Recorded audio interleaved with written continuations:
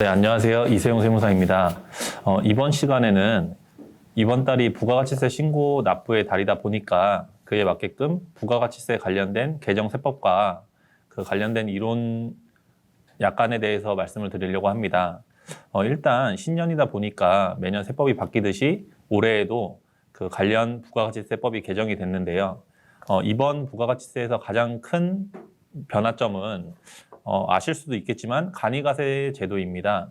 간이가세 제도가 그 현행 세법에서는 직전 연도 공급 대가의 합계액이 4,800만 원에 미달하는 사업자를 대상으로 했던 반면 올해부터는 올해 개정 세법으로는 직전 연도의 공급 대가가 8천만 원 미만인 개인 사업자로 그 범위가 확대됐는데요. 이로 인해서 그 부가가치세를 납부해야 되는 금액이 훨씬 더 적어지게 되는 사업자들의 범위가 넓어졌다고 보면 될 것 같습니다. 간이가세자의 가장 큰 장점은 일반 가세자의 부가가치세율이 10%인 반면 간이가세자는 0.5%에서 3%로 일반 가세자에 비해서 납부해야 되는 부가가치세가 상당히 적은 게 장점이었는데 올해에는 그 개정세법으로 인해서 그 부가가치세율을 간이가세자가 부담하는 부가가치세율을 1.5%에서 4%로 인상은 했지만 그래도 일반 가세자에 비해서는 상당히 낮은 세율을 부담하기 때문에 상당히 긍정적인 개정세법으로 볼 수 있을 것 같습니다. 이렇게 세율 측면에서 일반 가세자에 비해 간이가세자가 유리하다 보니까 대부분의 신규 사업자 혹은 영세한 사업자들은 간이가세 제도를 적용받고 싶어 하는데요. 국세청에서는 모든 업종, 모든 규모에 대해서 간이가세를 적용해 주는 것은 과세 형평에 맞지 않는다는 이유로 일정한 업종과 그 일정 규모 이상의 사업장에 대해서는 간이가세를 배제시키고 있습니다. 따라서 위 부분을 잘 살펴보시고 내가 간이가세자 적용에 해당이 되는지 안 되는지 여부를 확인하신 후에 사업자 등록을 진행하시면 될 것 같습니다. 이제 간이가세자의 단점에 대해서 말씀을 드리면 간이가세자는 현행 세법에서는 세금 계산서를 발급할 수 없었기 때문에 거래 상대방이 최종 소비자가 아닌 사업자와의 거래에 있어서는 조금 불리한 점이 있었습니다. 왜냐하면 거래 상대방은 부가가치세 매입세액 공제를 받기 위해서는 세금 계산서가 필요하기 때문에 그 세금 계산서의 발급을 요청할 수 있는데 간이가세자는 세금 계산서 발급이 원칙적으로 안 되므로 그 거래 자체가 성립되지 않는 경우가 발생할 수 있었고요. 다만 이런 불합리한 점을 해소하기 위해서 해당 금년 개정 세법에서는 간이가세자도 원칙적으로 세금 계산서를 발급할 수 있게끔 제도를 마련해 두었습니다. 물론 그 영세 사업자에게까지 그리고 최종 소비자와 거래하는 간이가세자까지 세금 계산서 발급을 의무화시켜 버리면 조금 부당한 면이 있어서 원칙적으로는 간이가세자도 세금 계산서 발급 의무를 주지만 직전 연도 공급 대가가 4,800만 원에 미달하는 사업자와 최종 소비자를 대상으로 하는 사업자에게는 세금 계산서 발급 의무를 면제해주고 있습니다. 이번 개정을 통해서 중요한 점은 4,800만 원 이상의 간이가세자, 4,800만 원 이상에서 8천만 원 미만의 간이가세자는 간이가세자라 할지라도 세금 계산서를 발행해야 되는 의무가 있기 때문에 해당 부분을 인지해 주셔야 하고요. 만약 간이가세자가 세금 계산서 발급을 하지 않는 경우에는 세금 계산서 미발급 가산세가 부과될 수 있으니 해당 부분 정확하게 인지하셔서 불필요하게 가산세를 부담하는 결과가 초래되지 않기를 바랍니다. 그리고 개정세법에서는 본래 현행 세법에서는 간이가세자가 세금 계산서를 받는 경우에는 간이가세자가 부담해야 하는 부가가치세율, 즉 0.5%에서 3%까지의 부가가치세율만큼 매입세액도 공제해 주었는데 현행 개정세법에서는 일괄적으로 내가 부가가치세율을 얼마를 부담하든지 간에 0.5%만 공제해 주는 제도로 바뀌었습니다. 해당 부분은 현재 간이가세를 적용받고 있는 사업자에게는 조금 불리할 수 있는데요. 예를 들어 소매업의 경우 이제 현행 부가가치세율이 1%인 반면 앞으로 매입세 공제가 되는 부분은 0.5%로 줄어들다 보니까 0.5%의 부가가치세를 납부해야 되는 결과가 초래됩니다. 현행세법에서는 소매업의 경우 부가가치세율이 1%면 매입세액도 1%가 공제되어 납부하는 세액이 없었는데 앞으로는 부가가치세율보다 더 적은 0.5%만 공제가 되니 현재 간이가세를 적용받고 있으신 분들은 여태까지는 세금이 없었을지라도 앞으로는 세금 부담이 어느 정도는 생길 수 있다는 점도 인지해 주시면 될 것 같습니다. 여기까지 개정세법에 대해서 살펴봤는데 추가적으로 궁금하신 사항이나 이해가 되지 않으시는 부분은 메일이나 연락을 주시면 추가로 말씀드릴 수 있도록 하겠습니다. 이번 달은 초반에 말씀드렸다시피 이제 개인 사업자의 경우에는 20년도 하반기에 대한 매출 매입에 대한 부가가치세를, 법인 사업자 같은 경우에는 4분기에 대한 부가가치세를 신고하는 달인데요. 다만 이번 부가가치세는 코로나 등 여러 상황 때문에 국세청에서 신고 납부 기한을 1월 25일이 아닌 2월 25일까지 연장해 주셨으니까 이 점도 조금 유용하게 활용하시면 될 듯합니다. 다만 개인 사업자에 대해서만 신고 납부 기한을 연장해 준 거지 법인 사업자까지 연장해 준 건 아니니 법인 사업자는 기존과 동일하게 1월 25일까지 신고 납부해야 한다고 생각하시고 부가가치세 신고 업무를 진행하시면 될 듯합니다. 부가가치세 신고를 하면서 제가 가장 중요하게 생각을 하는 건 정확한 매출과 정확한 매입을 잡는 것입니다. 그래야 사업장의 실체에 맞게끔 적절한 부가가치세를 납부하게 될 거고 잘못 신고하는 것에 대한 가산세 등을 피할 수 있으니 정확한 매출과 매입을 잡아야 되는데요.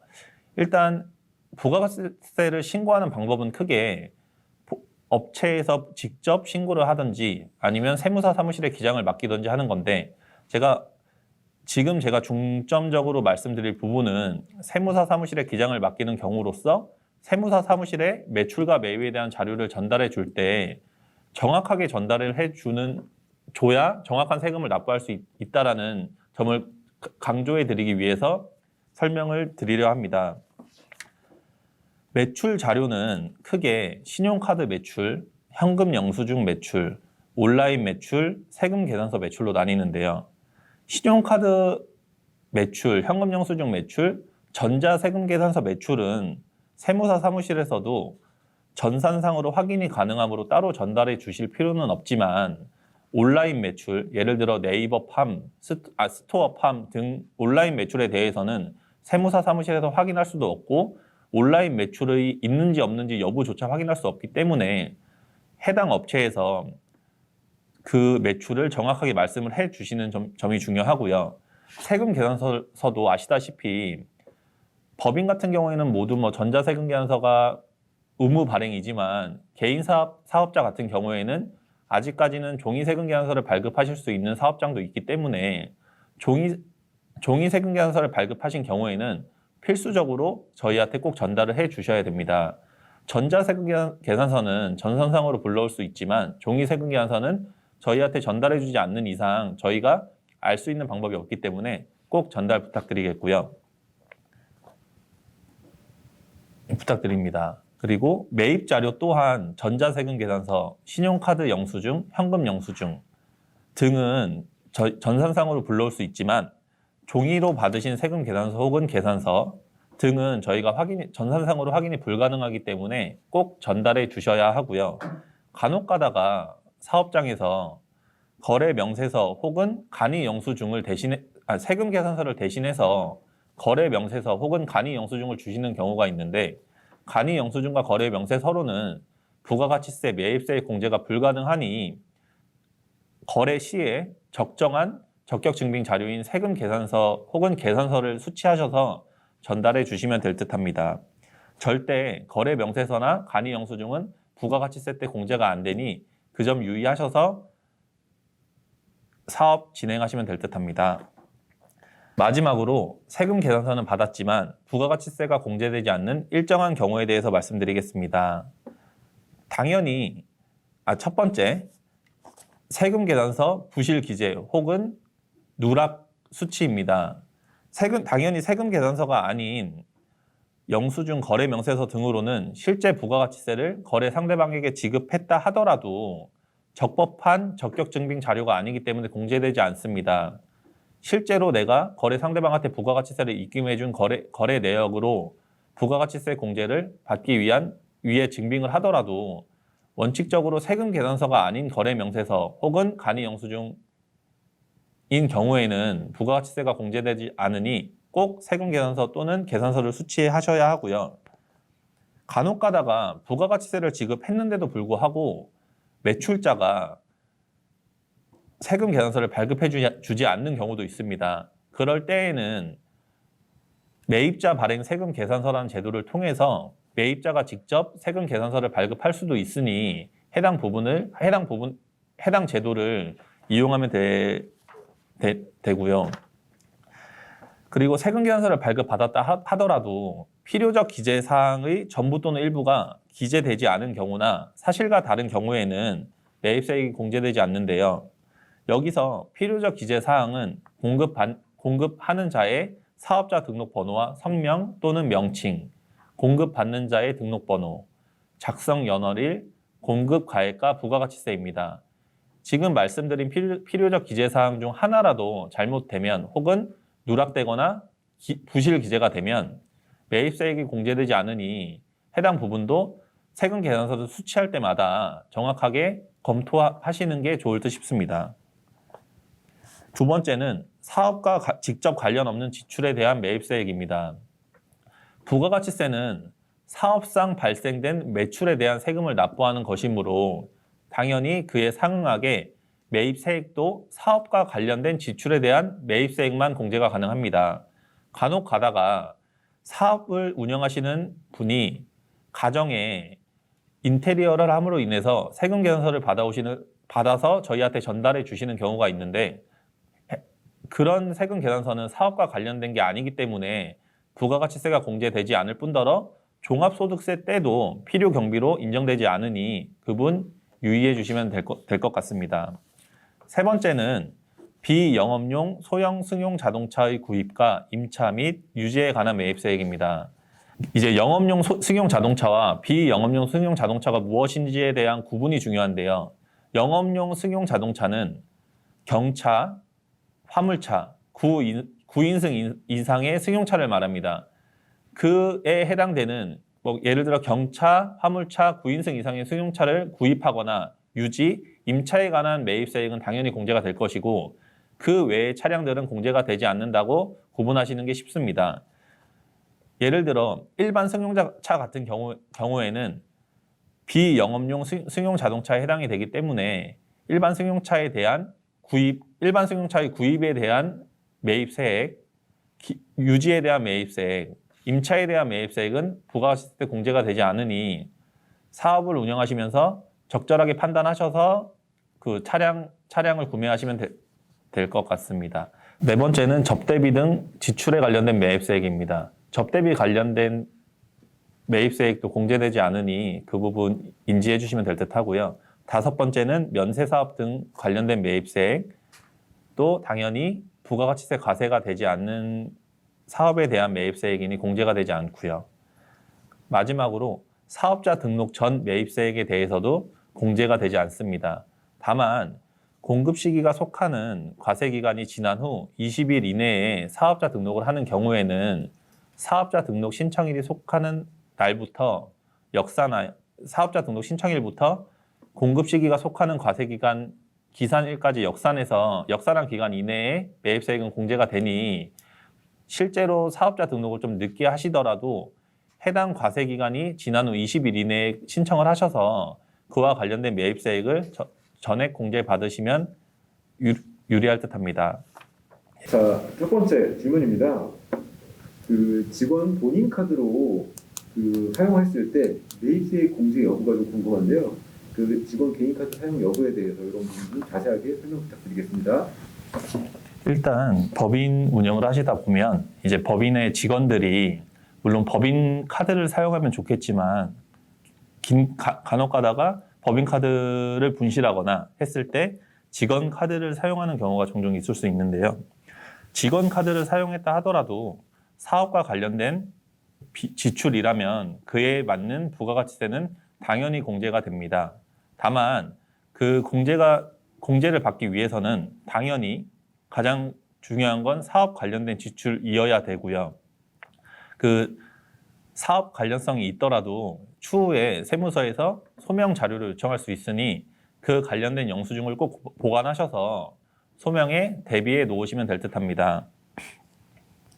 그리고 중요한 건 직원 카드로 부가세 공제를 받고 사업체에서 소득세 신고 또는 법인세 신고 시 비용 처리를 받는다면 직원은 당연히 그 카드 사용액만큼 연말 정산 시에 그 부분을 차감하고 공제를 받아야 되는데요. 그 부분을 직원이 연말정산 신고 시에 그 부분을 꼭 확인하셔서 신용카드 소득공제 항목에서 차감하고 소득공제를 반영하는 점이 중요하다고 말씀드릴 수 있을 것 같습니다. 사실 이러다 보면은 그 식사 관련 지출 비용이 되는데 이게 정비 처리가 되는지에 대한 궁금하거든요. 정확히 그 식사 관련 지출에 대한 건 이제 저희가 크게 부가가치세 신고와 소득세 법인세 신고로 나눠볼 수 있는데 소득세 법인세 신고 시에는 식사 관련된 지출은 당연히 전액 비용 처리가 됩니다.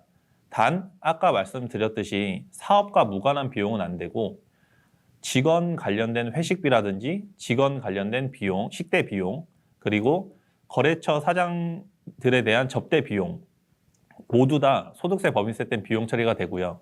다만 아까 제가 말씀드렸듯이 세금 계산서를 받았더라도 매입세 공제가 가능하지 않은 경우 때 접대비 등 지출에 관련된 매입세액은 공제가 되지 않는다라고 말씀을 드렸습니다. 즉 부가가치세 때는 복리후생비 관련 지출은 부가가치세 때 매입세액 공제가 되고요. 접대비 관련 지출은 부가가치세 매입세액 공제가 되지 않는다는 점 구분하셔가지고 사업 진행하시면 될 것 같습니다. 네, 마지막 질문입니다. 차량 관련 비용, 매입세액 공제 여부에 대해서도 좀 말씀 부탁드리겠습니다. 네, 이것도 부가가치세랑 종합소득세, 법인세 두 가지 세목을 구분해서 생각을 하셔야 되는데요. 차량 관련된 구입, 유지, 임차에 관련된 비용은 소득세, 법인세 때 전액 다 비용 처리가 됩니다. 다만 부가가치세 때는 소득세, 법인세 때는 비용 처리되지만 부가가치세 때는 영업용 승용 자동차 관련된 구입, 유지, 임차에 관한 매입세액만 공제가 되니 일반 승용차 관련된 기름비라든지 수리비 등등은 공제가 되지 않는다는 점 참고하시면 될 듯합니다. 이제 부가가치세 관련된 내용은 마무리 지을 거고요. 이제 개정세법 중에 소득세 및 법인세 등에서 중요하다고 생각되는 몇 가지만 추가로 말씀을 드리겠습니다. 지금 현행 세법에서는 결손금 2월 공제 기간이 10년으로 제한이 되어 있는데요. 개정세법에서는 15년으로 늘어났으니 소득세, 법인세 신고 시에 10년에서 15년 전 것도 추가로 확인하셔서 절세를 받으실 수 있으면 좋겠습니다. 두 번째는 적격 증빙 없는 소액 접대비 기준금액 인상입니다. 접대비의 경우 1만 원 이상의 건에 대해서는 적격 증빙 자료를 꼭 수취하여야 했는데요. 그 금액이 3만 원으로 늘어남으로 인해서 아무래도 사업자분들의 부담이 한층 완화될 것으로 보입니다. 마지막으로 소득세율 인상인데요. 21년도 과세기간 분부터 소득세의 최고 세율이 현행 42%에서 45%로 인상이 됩니다. 이 45%의 인상 세율은 과세 표준 금액이 10억 원 이상인 개인 사업자에게 적용되는 세율이니 고소득 개인 사업자의 분들 경우에는 세금 부담이 한층 올라갈 수 있으므로 이 점도 인지해 주시면 될 듯합니다. 네, 여기까지 부가가치세 개정세법과 일반적인 내용, 소득세, 법인세의 주요 개정세법에 대해서 살펴봤습니다. 뭐 부족하지만 뭐 성실히 들어주셔서 감사드리고 앞으로도 좋은 뭐 유익한 정보가 있으면 소개해 드릴 수 있도록 하겠습니다. 이상 이세용 세무사였습니다. 감사합니다.